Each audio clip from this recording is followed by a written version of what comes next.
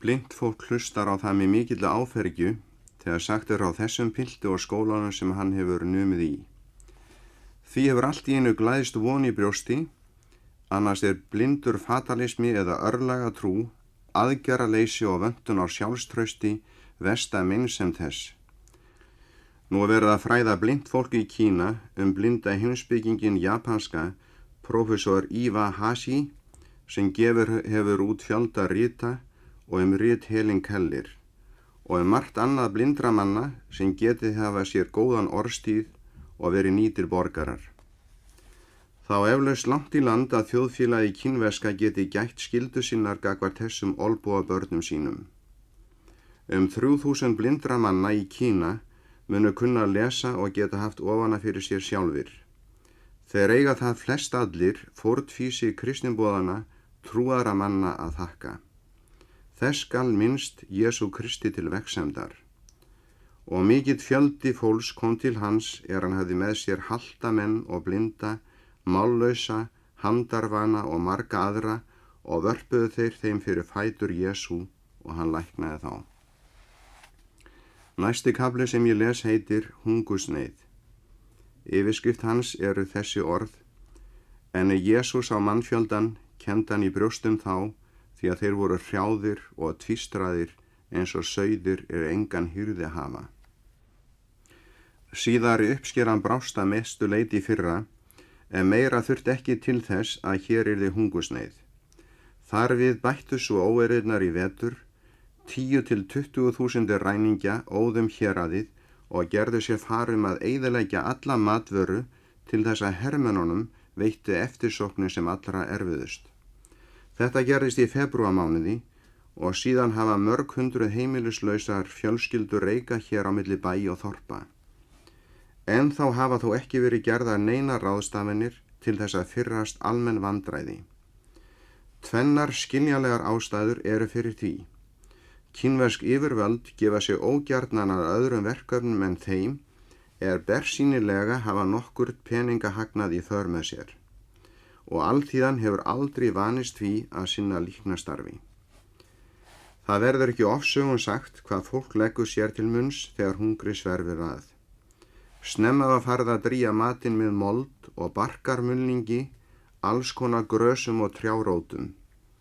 Skepnum og alifuglum búið að farga fyrir löngu, þá kemur röðin að áhöldum, húsgögnum og fatnaði. Þetta bera menn á bakinu til fjarliggjandi bæja og þorpa og selja fyrir einhverja smámuni. Peningunum auðvitað varið til þess að kaupa ódýrar og skemmdar matvörur. Að lokum fyrir fólkið að rífa húsin yfir höfðun á sér, viði og þakstein ef til vill hægt að selja. En lítið verður þó úr þessu öllu saman. Á sölutorgunum fullt fyrir af alls konar skrani sem alltaf að lækka í verð og aukast, en matvaran verður fáséðari dag frá degi og gulls í gildi. Þorpin leggjast í eyði hvert af öðru. Beiningamenn standa fyrir hversmannsdyrum, hrópa kólíen, kólíen, baha, gíja, gófúa, það miskunnið, gefið ölmusu.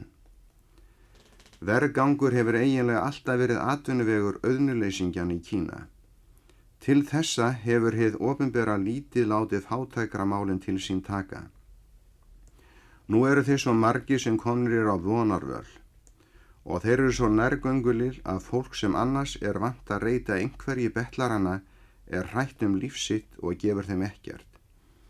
Þá fokið í flest skjól og ekki annars að vænta en að betlarunum gremjist það að vera rændir réttindum sínum. Í bæ einum skammt héðan réðust nýlega 1000 hungraðra manna á matvöru verslanir og opinberar byggingar og hefndu sín grimmilega. Mönnum eins farið og rándýranum að því leyti að ýmis þyrpast þar að sem allsnægtir eru fyrir eða þeir notfæra sér eymd annara og ræna jafnvel líkin. Betlaraflokkarnir í Húnan gætu sagt með Páli postula: Vér erum eins og komnir í dauðan, en samt lifum vér eins og fátækir en auðgum þó marga. Það ekki orðum aukið að þeir hafa auðga marga. Ránfíknir menn hafa þyrst að þeim úr öllum áttum, rúð þá og flegið. Þeir selja þeim ofurlitla lífsbjörg fyrir okurverð en kaupa fyrir smáræði hús þeirra og jarðir, áhöld og fatnað, konur og börn, enda nú allt þetta falt fyrir gjafirði. Hér maður á 30 aldri, blásnauður orðin eftir baráttuna við hungurvofuna. Aleiga hans dóttir hans 2 ára gömul og fatareflarnir sem ennþá hanga á kroppnum. Þegar allt var gengið til þurrar, seldi hann á lokum eiginkonu sína fyrir 16 krónur. Mér dettur annan maður í hug, nokkur eldri. Hann kynfiskasoginn og augnatófturnar ömulega djúpar.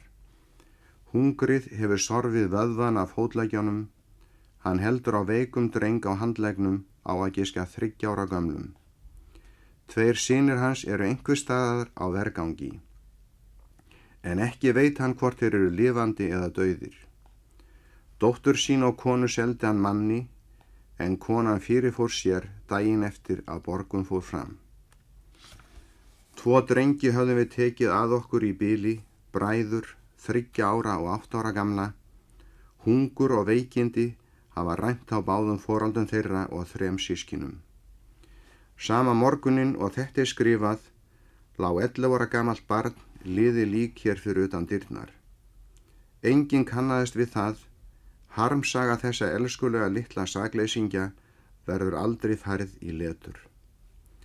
Lögreglan selur beiningamönnunum líkið í hendur og leyfir þeim að hirða fatareflana fyrir að sökkva því niður í einhverja gryfjuna fyrir utan bæjarvirkin. Yfirvöldin hófust ekki handa fyrir en bærinn var orðin fullur af flökkulíð og öllum var orðið það ljóst að í óefni var komið. Bæjarstjórnin hefur loksins gengist fyrir matgjöfum til hér bil 8.000 manns. Ef margir horfa undrand á þessa matgjafir og spyrja, hvað þetta handa svo mörgum? Kristniboðarnir skutu saman nokkru fé og síðan 1. apríl höfum við daglega gefið nokkur 100 manna eina máltíð matar á dag. Við erum snemma á fótum, ekki dugar að láta 14 aðstoðamenn bíða eftir sér. Þeir eru búnir að kljúfa brennið þegar ég kem og sækja yfir 40 ferðir af vatni og farnir að kyndundu pottunum. En pottarnir eru eins stórir eins og íslenski skýrsáir og kemur seint upp í þeim suðan. 3 millumenn vigta hveiti sem á að mala til næsta dags, en við óskum þess eins að ekki minnki hveitið í byrðinni fremur en í mjölskjóli ekkjunnar í Sarapat. Hver myndi ekki óska vera ríkur maður þegar 1000 manna eiga allt sitt undir því hve marga peninga maður hefur á milli handana. Þegar við erum búnir að vigta mjölið í pottana vatnið komið að suðu og að 3 tímum liðnum klukkan 9 maturinn tilbúinn. Þykku grautur úr stórgerðu hveitimjöli. Fólk á öllum aldri, frá 8 gamamennum til ársgamalla barna, 600 alls hafa beðið eftir því í 24 klukkustundir að fá 2 merkur af þessum graut í skála sínar. Umferðin hefst óvenjulega snemma á götunum eftir að hungursneyðin byrjaði. Flökkulíðurinn sefur ekki yfir sig á morgnana. Fletin eru hörð á gangstéttunum og ekki finnst órólegri hvílunautur en tómur magi. Fylgdaliðið sem kemur niður Suðurgötu fer fram hjá Kristniboðsstöðinni eykst óskiljanlega fljótt. Skyndilega færist líf í ræflarhrúðurnar sem hafa legið nætur langt á gangstéttunum og í krókum og kimum beggja megin götunnar. En fljótgert að fara á fætur þegar maður fer ekki úr neinu á kvöldin, en sefur rúmfatalaus undir berulofti. Á hverjum degi í 2 mánuði hef ég hort á þetta fólk fara hér framhjá. Harmleiknum nú loksins lokið, en láti ég aftur augum get ég ennþá sé þessa örvinnuðu aumingja skreiðast út á götu löngu áður en aðrir fara á fætur. 2 drengir 6 og 9 ára halda alltaf saman. Þeir hafa orðið viðskila við foreldra sín og ættingja og verða að bjargast á eigin spýtur. Þá kemur ungur maður, við fundum hann veikan og dauð hungraðan. Hann hefur náð sér mikið en reikar þó ennþá eins og drukkin maður. Ekkert af þessu fólki er verr farið en gamlar konur sem eru mjög margar í mötuneytu okkar. Ein þeirra situr á miðri götu.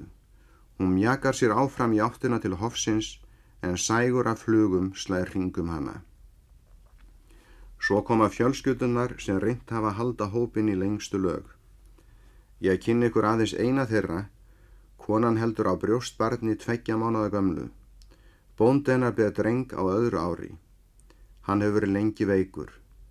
3 elstu börnin hafa náð sér mikið síðan þeir komu til okkar. Bróðir þeirra sá 4. í röðinni og amma þeirra dóu samdægus fyrir rúmri viku. Faðir húsbóndans á 70 hefur alltaf burðastöngum þvera öxl. Fatagarmar hanga á öðrum enda burðastangarinnar en stór pottur og ýmiss konar áhöld á hinum. Við höldum til í stórum hofgarði skammt frá Kristniboðsstöðinni. Þangað höfum við smalað gamamönnum, örmagna fólki og aumingjum sem get ekki veitt sér neina björg. Einn daginn dóu 7 en annan 4. 2 lögregluþjónar standa við hlíðið og varna þeim inngöngu sem ekki hafa aðgöngu miða okkar. Auðvitað er fólki fyrir utan alveg eins þurfandi og illa statt, en hjálpar viðleitni okkar er af vanefnum gerð og er því tilfinnilega takmörkuð. Nú má enginn halda að þetta fólk sitji í kringum dúkaborð með hníf og gafla í höndunum. Það situr á hækjum sér á gólfinu í löngum 2-földum röðum og snýr bökum saman. Maturinn er borinn til þess í stórum vatnsskjólum, úr þeim er svo ausið í skálarnar. Hverjum skammti fylgir 1 hrár graslaukur, það þykir hið mesta sælgæti. Meðan á þessu stendur safnast fólk í þvögu fyrir utan hlíðið. Það er grátbiður mat og hefur jafnvel í hótunu við okkur. Því er engu ansað en nú finnst mér að þessi neyðaróp muni fylgja mér alla mína ævi héðan af. Það hefur verið miklum vandabundið og kostað talsverða fyrirhöfn að halda hér í röð og reglu. Neyðin hefur gengið þessu fólki svo nærri að hjá því gilda engar almennar siðferðiskröfur lengur. Það hefur enga samfélagskennd og sjaldan sér maður að það hafi meðöngun hvort með öðru nema þá foreldrar og börn. Þjófnaður er ef til vill algengasta syndin og sú sem oftast veldur ófriði. Í byrjun gerðum við ekki ráð fyrir að hafa yfir 100 manns í mötuneytu okkar. En við gátum ekki hort upp á það að fólk færist úr hungri fyrir utan dyrnar hjá okkur. Og þannig var alltaf að smá fjölga hjá okkur en komst þó aldrei yfir 600. Veikindi fylgja ævinlega í fótspors hungursneyðarinnar og ber snemma á því að þessu sinni. Á meðan vergangsfólki var leyft að halda til í hofinu að næturlagi var sýkingarhættan þar svo megn að aðstoðamennirnir allir veiktust hver á fætur öðrum, nema 2. Gekk þá illa að fá menn í staðinn.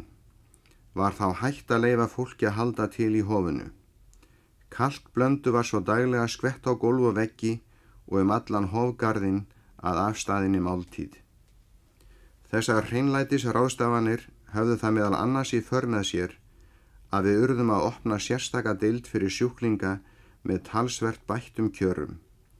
Þetta spurðist brátt og hópuðst nú til okkar svo margir dauðvona aumingjar að til vandræða horfði. Jafnframt féll í okkar hlut að sjá jarðarfarir allra sem dóu þarna, en það voru alls 89 á 2 mánuðum. Auðvitað urðum við að hætta matgjöfum samtímis og aðrir, en það var 30. maí, löngu fyrr en okkur hafði fundist að geta komið til mála. Við vildum að minnstakosti ekki láta fólki fara frá okkur alveg tómhent. Heimkoman hlaut að verða flestum ömurleg eftir að hafa selt húsgögn, áhöld og fatnað og margir jafnvel rifið húsin sín og selt úr þeim viðina, áður en þeir neyddust til þess að fara á vergang. Við afréðum að láta fólk í mötuneytu okkar að fá þá peninga sem við hefðum aflögu. Okkur var þó ljóst að ekki myndu verða áhættulaust að útleita peningagjöfum til mörg hundru manna og ekki síður hætt við upphlaupi en á alþingi ef Egill Skallagrímsson hefði ausið silfri sínu yfir mannfjöldan. Lokadaginn, á meðan á síðustu máltíðinni stóð, læstum við aðal innganginu með slagbröndum en opnuðum mjóar dyr. Lögregluþjónarnir héldu vörð fyrir utan dyrnar en aðstoðamennirnir létu eftir að allt færi skipulega fram inn í hofgarðinum og nú var farið að hleypa út. Fullorðnu fólki gáum við að skilnaði 3 krónur en börnum hálfa aðra. Fór allt fram hið besta með reglu og spekt, enda vakti þetta óvæntan fögnuð. Verki okkar var lokið og var nú ekki annað en að hypja sig heim. Á því urðu talsverðir erfileikar sem vel hefði mátt sjá fyrir. Múgur og margmenni hafði safnast fyrir utan dyrnar. Það hefði farið á svipstundu bæinn eins og eldur í sínu að kristinboðinn úthlutaði peningagjöfum til bástadra. Fannst á mörgum þeir eiga erindi við okkur. Með aðstoð lögregluþjónanna reyndum við fyrst að komast út bakdyrnar en urðum fegnir að sleppa aftur heilir á húfi inn í hofgarðinn. Fyrir utan aðalinganginn var fólki fáliðaðra, enda var ekki annars völ en að ráðast það til útgöngu. Við fengum ekki langan tíma til umhugsunar. Mannmerðin bar lögregluþjónana ofurliði og streymdi inn eins ört og mjóu bakdyrna leyfðu. Við þustum nú út til aðaldyrana með alla aðstoðamennin á hælum okkar, rifum slagbrandana frá hurðinni og ruttumst út. Þetta kom öllum svo á óvart að fólki fyrir utan hrökklaðist til beggja hlíða, en við linntum ekki hlaupunum fyrir en við vorum komnir heim heilu og höldnu. Allan seinni hluta dagsins héldu lögregluþjónar vörð fyrir utan anddyri kristniboðsstöðvarinnar, en eftir að ég hafði talað til mannfjöldans var öllum ljóst að þessar peningagjafir voru aðeins ætlaðar fólki í mötuneyti okkar og að þetta var allt sem við áttum. Næsti kafli sem ég les heitir Vorleysing. Yfirskrift hans eru þessi orð: Þegar Drottinn sneri við hag Síónar, þá var sem á streymdi, þá fylltist munnur vor hlátri, þá sagðu menn meðal heiðingjana, mikla hluti hefur Drottinn gjört við þá. Á meðal kristinboðsvina víða veröld sem stendur ekki annað meira talað en trúarvakningun í Kína. Í öllum þeim fjölda blaða og rita sem kristinboðsmál fjalla eru æja birtast afturhvar sögur og ótal frásagnir frá þessari merkilegu kristtrúar hreyfingu meðal stærstu þjóðar heiðninnar. Kristniboð í Kína ekki aðeins talið að vera stærst hinna mörgu verkefna safnaða Guðs, heldur einnig erfiðast. Fregnir trúarvakningu þykja því hið mesta fagnaðarefni. Eins og gefur að skilja þá gleðjast og fagna kristniboðsvinirnir og kristniboðarnir fyrst og fremst og einnig innbornir samverkamenn þeirra. Þeir hafa á undanförnum árum átt við mikla erfiðleika að etja. Sannast því hið fornkveðna, þeir sem sá með tárum munu uppskera með gleðisöng. Oft hefur verið þrengt að kosti kristinna manna í Kína svo að furðulegt hve ört þeim hefur fjölgað. Tvisvar hafa ofsækjendur kristindómsins farið þeim hamförum að því spáðu flestir að loku væri fyrir það skotið að kristinboðinu yrði haldið áfram.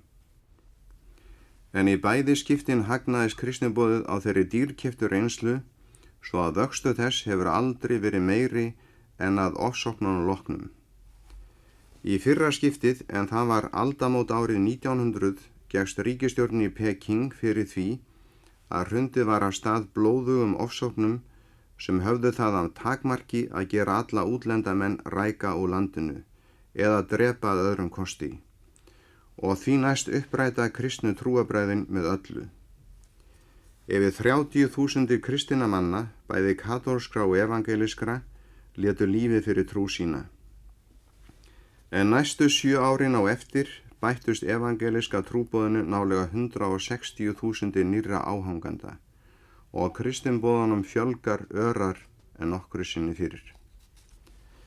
Í síðara skiptið en það var fyrir 7 árum aðeins, eða 1926, voru ofsóknir með nokkuð öðrum hætti, þó að tilgangurinn væri nákvæmlega hinn sami. Þjóðerni sinnar lögðu þá landið undir sig með hervaldi en þáðu til þess margvíslega aðstoð rússneskra kommunista og þá lá við tíma að þjóðernis hreyfingin yrði þeim að bráð. Mér eru minnistæðir fyrstu mánuðirnir á árinu 1927. Langan tíma höfðu menn ekki annað talað en ofsóknir, rán og manndráp. Við vorum hér innilokuð í herkví í 3 mánuði samfleytt að heita mátti og höfðum verið rænd og rúð þegar við loksins sluppum héðan. Mér runnu þá oft orð Jesú í hug hann sagði þegar ofbeldismennirnir handtóku hann, en þetta yðar tími og vald myrkursins. Mörgum kristinboðsvinum mun hafa sýrt fyrir augum kristinboðarnir fóru að falla í valinn hver af fætur öðrum, en flestir þeirra hrökkluðust frá trúboðsstarfinu svo að þeim fækkaði á einu ári úr 8.300 niður í 3.100. Kristnir Kínverjar voru ofsóttir á alla lund, margir voru drepnir, aðrir fóru í felur, en aðrir afneituðu Kristi og snérust í lið með hatusmönnunum og ofsækjendunum. Bygginga kristinboðsins, svo sem kirkjur, skólar og líknastofnanir, urðu ýmist eldslóganum að bráð eða var breytt í bækistöðvar líðæsingamanna og ránfingina herforingja. Þannig héldu hermenn til í húsakinnum okkar hér í Tjengsjá á annað ár.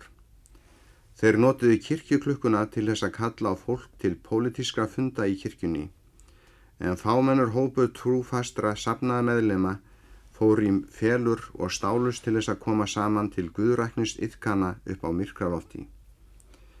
Eftir að hafa orðið sjónarvottur, blóður að bardaga og ratað í margvíslega mannraunir, neyddust kristinboðar Kínasambandsins norska til þess að flýja til Shanghai, næsta hafnabæjar. Það voru 52 bæði menn og konur og börn. Við urðum að fela okkur borð í fljótabátunum og ferðumst hann í rúma 700 kílómetra að ekki var áhættulaust að stíga fæti sínum á land. Andúðin gegn útlendingum var orðin það megn að söfnuðirnir sáu sér hagið því að við yfirgáfum þá. Saga kristindómsins ber það með sér frá upphafi að eldskýrð þrenginga og mótlætis oft og einatt nauðsynlegur undirbúningur andlegra blessunar og leið fyrirboði vitjunartíma drottins. Við flýðum til Shanghai var í fylgd með okkur kona sem nú oftar nefnd í sambandi við trúarvakningun í Kína en nokkur annar einstaklingur. Hún heitir Maria Monsen og hefur unnið hér á vegum Kínasambandsins í 25 ár. Bænrækni, áhugi og einbeitni í starfinu og stilling helstu einkenni hennar. Hún fer venjulega á fætur fyrir birtu og nota margar klukkustundir til bænar og lesturs heilagra ritningar. Á samkomum talar hún lágt og látlaust en með þeim krafti, andans og þunga sannfæringarinnar að áhrifin óumflýjanleg. Árið 1927 heimsótti Maria Monsen allmargar kristniboðsstöðvar í Norður Kína en hélt samkomur til að byrja með aðeins fyrir kvenfólk.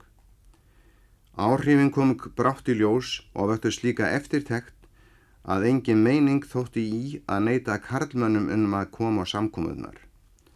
Nokkru síðar fór hún til Mansjúríu en lenti í höndum sjóræningja og var í haldi hjá þeim í 23 daga. Í Mansjúríu var hún alllengi og allstaðar urðu trúarvakningar, einkanlega þó í söfnuðum danska kristinboðsins, og trúarvakningunni fylgdi ólga og umbrot vorleysingana sem engin kyrrstöðu öfl fengu staðist. Vantrúin fékk sinn dóm og fjöldi nafnkristinna manna snerist til lifandi trúar. Söfnuðirnir endurnýjuðust og síðan bættust þeim margir nýju meðlimir. Það sem áður ríkti heimshyggja og sinnuleysi var nú iðandi líf og ekki annað talað en andleg efni. En ýmsir urðu til að rísa gegn vakningunni, einkanlega meðal kínverskra predikara, og safnaði leiðtoga sem þó kenndu sjálfir að fagnaðar erindið er kraftur Guðs til hjálpræðis. María Monsen kom hingað aftur til sinna fornum stöðva árið 1931 en fór litlu síða til Noregs til þess að taka sér hvíld. Það leið ekki á löngu áður en hér yrði trúarvakning og svo vakning heldur áfram róttæk en hávaðalaus og hefur nú breiðst út til flestra kristniboðsstöðva í Mið-Kína sem heyra til hinu mikla lúterska kirkjufélagi. Brautryðjendur vakningarinnar eru innbornir menn flest allir en í náinni samvinnu við kristniboðana. Samverkamaður minn og prestur safnaðarins hér, Han Siu-Gin, er orðinn nýr maður og þykir nú áhrifamikill vakningapredikari. Hann er oft á ferðalögum en engin leið er að sinna öllum beiðnum heimsókn eða samkomuhöld. Þó hefur Lao Jiaoxiang, presturinn í nágrannastöðinni í Nanyang, vakið eftirtekt. Enda hefur hann starfað víða til mikillar blessunar. Honum hefur nú verið veitt lausn frá störfum í 2 ár til þess að geta gefið sig að ferðapredikun. Í Norður Kína eru 2 vakningapredikarar sem mjög er sóst eftir. Þeir eru báðir háskólamenntaði menn og er annar þeirra heimspekidoktor. Á liðnum vetri héldu þeir samkomur í Peking og Tisin og fleiri borgum í Norður Kína við afar mikla aðsókn og með þeim árangri að þess þekkjast engin dæmi áður á þeim stöðum. Annars eru vakningapredikarar flestir innbornir menn og nokkuð misjafnir bæði hvað menntun og andlega hæfileika snertir. Við trúum því kristniboðarnir að upptök vakningarinnar hafi verið í hjarta Guðs, en Guð vakti óslökkvandi þorsta í sálum þeirra sem voru eftir hans hjarta. Þá var farið að biðja eins og eitthvað lægi við, grátbiðja, og vakningin braust út sem svar við bæn og er okkur ný sönnun þess að Drottinn er hjálp í þrengingum margreind. Við höfum kynnst kristniboðinu þegar vegur þess var mestur, þegar það náði hámarki sínu hvað ytra gengi snertir árið 1921 til 1926 og við urðum sjónarvottar ofsóknana, eyðingana og hrunsins 1926 til 1927. Við stóðum frammi fyrir Drottni með 2 hendur tómar. Okkur var svipað innan brjósts og lærisveinunum er Jesús birtist heim við Tíberíusar vatnið. Kvöldu höfðu þeir farið í róður, þeir reyndu að friða óróleg hjörtu sín með erfiðisvinnu, en þá nótt fengu þeir ekkert. En morguninn við ljósaskiptin birtist Drottinn þeim og bauð þeim að leggja netin hægra megin við bátinn. Og aflinn varð svo mikill að þeir gátu ekki dregið netið inn fyrir fiskmerðinni. Þessi saga hefur nú endur tekið sig í Kína.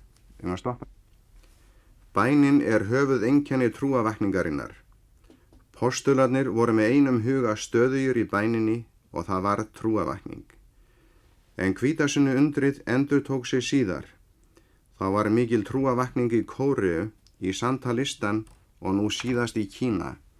Nokkrir kristniboðar auðmýktu sig undir volduga hönd Guðs og voru með einum huga staðfastir í bæninni. Mikið hefur verið beðið og stundum fastað. Einstaklingar og smáhópar hafa gerst árrisulir, því að bæn er indaliðja og gefur mikið í aðra hönd. Öðlast munu þeir biðja. Það var beðið á meðan á samkomunum stóð, beðið fyrir ræðumönnunum og áheyrendunum og á samkomunum kom það fyrir að fólk stóð upp í sætum sínum í miðri ræðu og fór að biðja upphátt og samkomunu lauk með því að mörg hundruð manna fór að biðja til Guðs samtímis og minnti á nið margra vatna. Menn fundu til nálægðar lifanda Guðs og krupu fyrir augliti hans með syndajátningu, grátbeiðni, lofgjörð og tilbeiðslu.